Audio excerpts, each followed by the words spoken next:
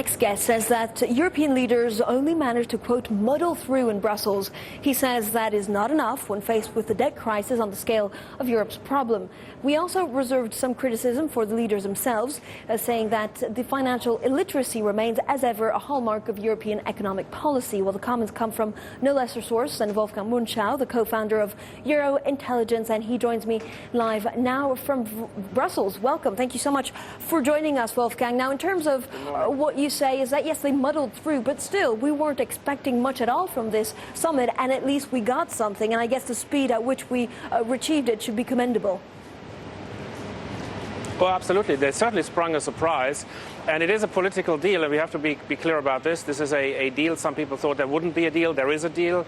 And the deal, politically, it is an important deal. My criticism is that it won't end the debt crisis, but it will certainly, stop making it worse for the time being, and we have the basis on which we can solve the debt crisis later. But the fundamental problem is that this is a crisis of over-indebtedness in the private sector of various peripheral countries in the Eurozone.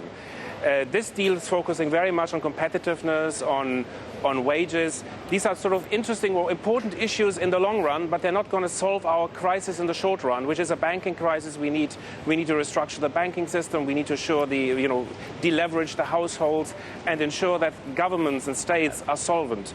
And that, there's no procedure that will achieve that. But of course, Wolfgang, we have to look then at the modalities at which all of this is adapted. But what would solve, the crisis in the short term? Sure, we can talk about restructuring, but you and I both know that this would be a disaster for the whole of Europe.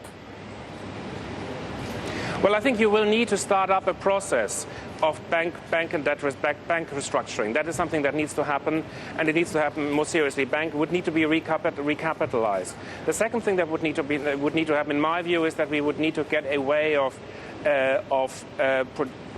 moving towards a much more generous bailout mechanism, not in terms of one country paying the debts for another countries, but having joint and common structures in which to raise debt in the future. So I would have preferred to see the EFSF, which is the bailout mechanism, the umbrella, to be much more flexible than it has been agreed, so that it can not only buy bonds on primary markets, but also on secondary markets, that it can underwrite bond issues, so that over time it could develop into a European bond or into a European debt agency, which can issue European bonds. That would so what, you would have a single European bond? A crisis resolution. So you would have a single European bond? I'm sorry, I didn't hear that. You would have a single European bond? I would probably have that, absolutely. I would have a single European bond at the end of the process, absolutely, yes. And this would work, Wolfgang, because again, you say, we talk about Europe and sometimes saying that, they can't agree. This is a political gesture, but it's still 27 very different countries. And within the Eurozone, they're very different countries. How can you, assume that one bond would fit all?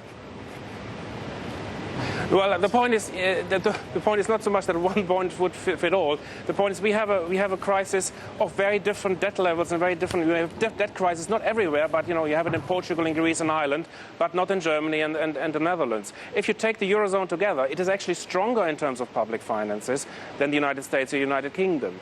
It is only weaker if you think of the effect of one country being in difficulty and unleashing a chain reaction to the other countries. And to stop this contagion effect, it is much better to actually insure the Eurozone, take this as an insurance way, insure it together, and that's what the bond is going to do. Obviously, you need to accompany it with very tough policy coordination to ensure that countries behave under such a system. Wolfgang, that would be a very difficult... that's the way to... That would be a very difficult sell to the Germans, no? No, absolutely. Very difficult sell to the Germans. But even thinking it from a German perspective, where Germany now ends up with is a situation where it guarantees money through these various umbrellas. Eventually, and I have no doubt about it, under this current system, those countries will eventually default, and Germany will have to make a payment to those countries. And, try selling that to the German people. So that is the alternative. And that's going to be much, much tougher. And I think that you will find the political reaction to a default of a country will be very severe and very negative. Much more negative than you would ever experience through a European bond or some kind of burden sharing.